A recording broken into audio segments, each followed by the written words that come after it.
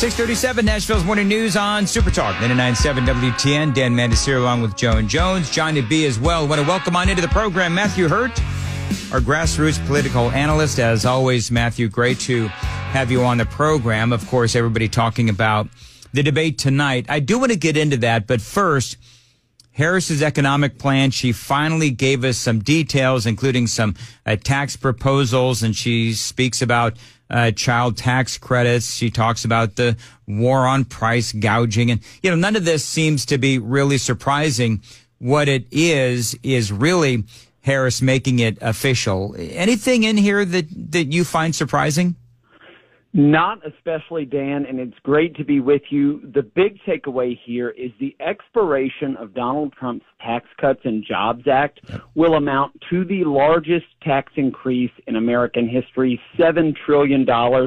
Millions of Americans saw the benefit of what tax cuts can do in 2017 when Republicans came together to pass Donald Trump's Tax Cuts and Jobs Act. Anything else, so the expiration of that act and the combination of an economic policy that is pushed by far-left Democrats is going to put a pinch on the American pocketbook. It will hurt millions of Americans.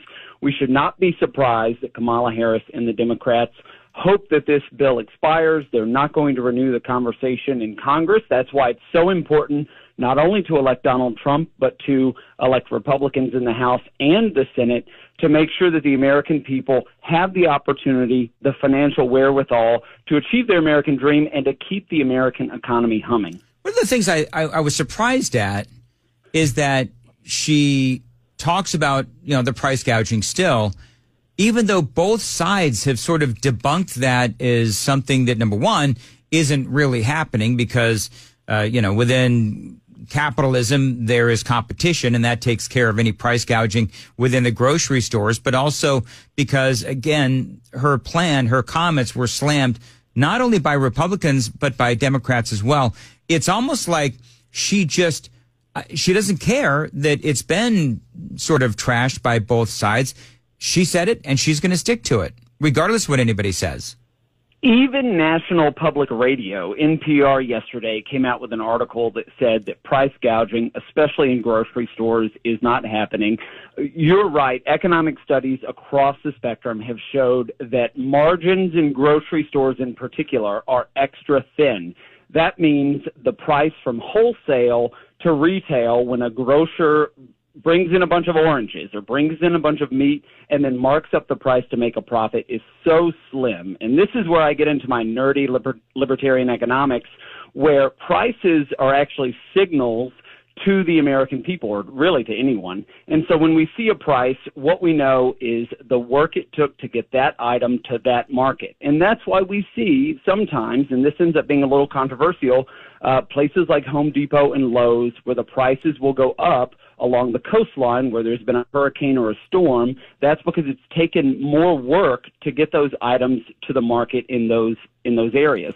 And so especially price gouging in the marketplace and in the grocery store is something that is near impossible to accomplish. I mean, folks who live in Murfreesboro, where I'm from, if they don't like the prices at the Kroger down the street, they can go to the Publix a mile away and compare and contrast those prices. So it is near impossible to actually gouge consumers at the grocery store. Let me ask you, so we've seen a couple of things over the last couple of days. I think you and I spoke on last Thursday or Friday, but have the polling come out, New York Times and some other polling as well. By and large, the story has been roughly the same, which is Kamala's momentum coming out of the DNC.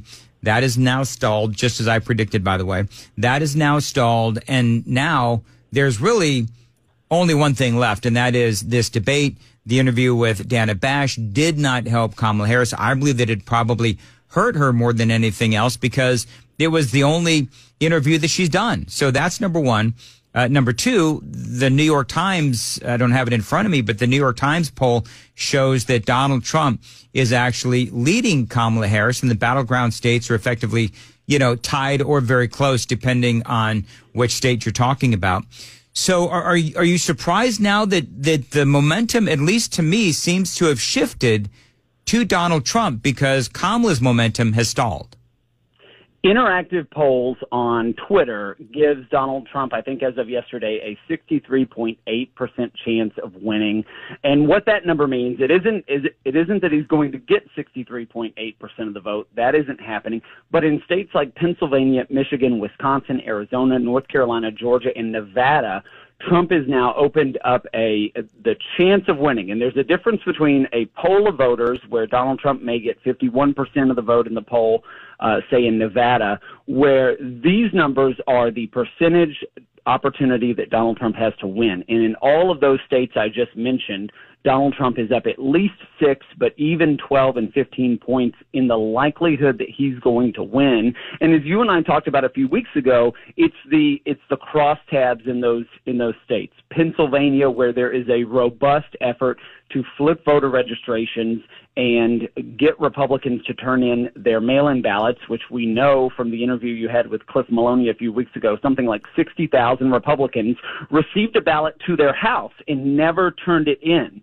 And so that's why it's important that we chase absentee ballots, that we harvest those ballots in states where it's legal and turn out the vote, because those individuals, and this is what the Trump campaign is doing through Trump Force 47, is reaching out to what we call low propensity voters. These voters almost never vote, but if they did vote, they would vote for Donald Trump in the Republican ticket, and that is what the Trump campaign has been focused on, especially up here in Northern Virginia. We just had a wave of events last week and over the weekend where that was the sole focus, to turn out those voters who may get an absentee ballot at their house, who may vote if they walk by the election location during early voting. We just have to connect with them and tell them the personal story of what it means when they go in and push the button or fill in the bubble for Donald Trump. You spoke about events. There's been a couple of things that have happened over the last couple of days. Number one, what is going on in Springfield, Ohio, has just exploded. This comes on the heels of the last couple of weeks where there were Venezuelans taking over apartment buildings. Now we have these Haitians literally taking over the city of Springfield. And it just depends on who you listen to as far as exactly what is happening. But we've heard the story of people that live in Springfield. I played the audio in the 5 o'clock hour where they're talking about how they have taken over neighborhoods. They're driving horribly on the roads, causing a lot of accidents. They're camping out on people's lawns and so forth. And so, part of my question is, do you believe that with all of these stories in the news, that the moderators of ABC will actually ask her, okay, this is what's happening in Colorado. This is what's happening in Springfield. These are people that came through our southern border on your watch. Do you take any or accept any accountability or responsibility? It is unclear if they're going to ask her. If they don't, then it is Donald Trump's responsibility to articulate this problem. We have a humanitarian crisis at the border. We have a national security crisis in our communities. I was in Dominican Republic in May. It is the only country that shares a border with Haiti, and Dominican Republic is extremely concerned about illegal immigration of Haitians across the western border into Dominican Republic. We are a nation that has a porous southern border, and it is because of Joe Biden and Kamala Harris that we have that. There has to be a way to know who is coming into the country, and we have to have an immigration system that rewards people who want to come in legally. Again, this is something that I've got pretty strong knowledge about. Our visa system is pretty crazy, and all of those people spend thousands of dollars and tens of and thousands of hours of doing it the legal way when they could just cross over the southern border, seek asylum, get a court date 6 days from today, and never show up for it. It's a humanitarian crisis. It incentivizes drug dealers and cartels to traffic people across the border, and it's a national security crisis because we don't know who's coming across the border. I played some audio. Johnny needs some audio. I played some audio bites of Kamala Harris in a hard-hitting interview with a radio DJ, and this is what she said about Donald Trump not being burdened by having to tell the truth. How do you plan to handle him, his attacks, his temperament, being on a stage with him? We have no idea what he might say. How are you prepared for that? Well, you're right. I mean, he plays from this really old and tired playbook, right? Where there's no floor for him in terms of how low he will go. And we should be prepared for that. We should be prepared for the fact that he is not burdened by telling the truth. I mean, it is amazing, and I stated this in one of the previous segments, but it is amazing that she has been lying to the American people about any number of issues, let alone the policy issues from 2019, where she has done a complete flip now. And so the question is, I don't know, how is she going to square what she stood for in 2019 as opposed to what she is supposedly stands for here in 2024? And I guess that's going to be up to Donald Trump to point that out too. Well, in 2019, Kamala Harris was not up for election for president of the United States. And this is the case with every politician, Republican or Democrat. You can't necessarily listen to everything they say. You have to look at what they've done when they were in office or what they've done with their public record. And what is clear is Kamala Harris has some radically far left views that she told the ACLU, which, candidates get these surveys and they fill them out and what they believe. And she has told the ACLU what she believes. There is no doubt in my mind that her views have not shifted significantly in 5 years. But what has happened is she shifted her desire to get elected president. And so politicians on both sides of the aisle will say almost anything to get elected. And this is a stark contrast to what we know she believes based on the survey she filled out with the ACLU. Well, I think it was interesting because Bernie Sanders said this yesterday. Just real quick, Bernie Sanders said this yesterday. Do you think that she is abandoning her progressive ideals? No, I don't think she's abandoning her ideals. I think she's trying to be pragmatic and doing what she thinks is right in order to win the election. So, I mean, you could take that comment any number of different ways. I mean, I take it as exactly what Bernie said. She is saying what she has to do to get elected. Bernie Sanders admitted on national television what I've just told you on the radio, that politicians will say what it takes to get elected. And this is a stark contrast again from her 2019 admissions. And it is up to the voters to ascertain which one of those they believe. And it's up to Donald Trump in the campaign to drive that point home. And I think that's where contact with voters at the door and on the phones and at community events is so important. So who's got more pressure tonight? You think Kamala Harris has more pressure, or is it Donald Trump?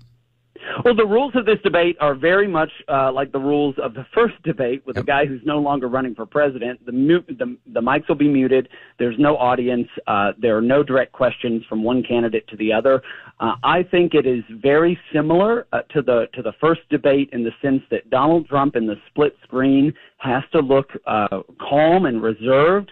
He has to be on message and drive these points home. Is he going to take swipes at Kamala Harris for personal matters? Yes, probably. And that is something that communications professionals and voters have to deal with. But I think that her tone and her lies on these issues are going to be exposed if Donald Trump is able to, again, draw that contrast between what she said in 2019 and what she's saying on the trail now. All right. 650 Nashville's Morning News. Matthew, how can folks follow you on Twitter? I'm on Twitter at Matthew Hurtt, MatthewHurtt.